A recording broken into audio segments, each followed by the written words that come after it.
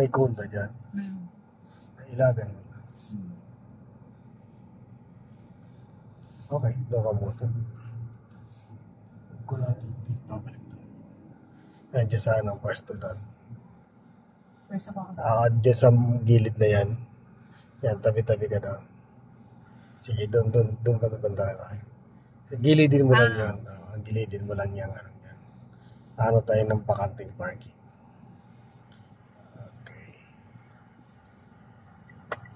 Okay, punta ka doon.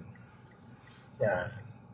Huwag mo lang didikit ka dyan masyado. Yan, sige, diretso ka. So, ano tayo ng bakante dyan?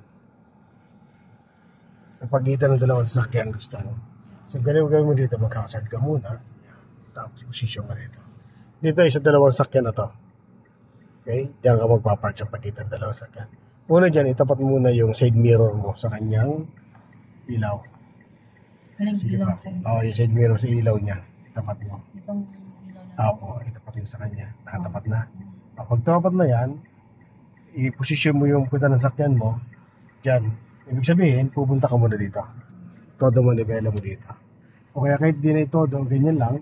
Basta maramdaman mo lang yung puta ng sakyan mo, mag-align dito. Okay, sa mata ka doon. Yan. Ganun mo lang. Kahit di mo na ito, manibela masyado. Sige. Yan, ganyan lang. Yan. Sige, ito na sila. So, maramdaman mo lang na yung puta ng sakyan mo, tuwapad doon. Sige lang. Side mirror, makikita mo rin yan. Sige pa. Makikita mo yung tinapatan mo. Sige pa. Okay, ganti pa. Tapos silip ka dito sa likod.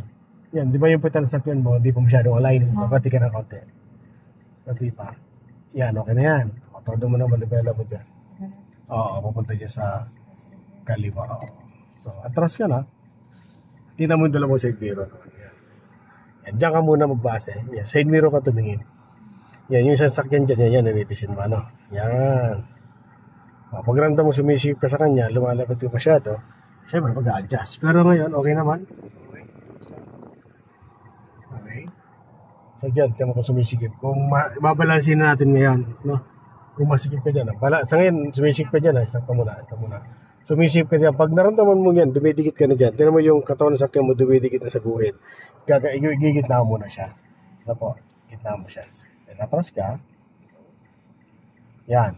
So, lapit ka muna. Kasi ito, lumuwag na eh.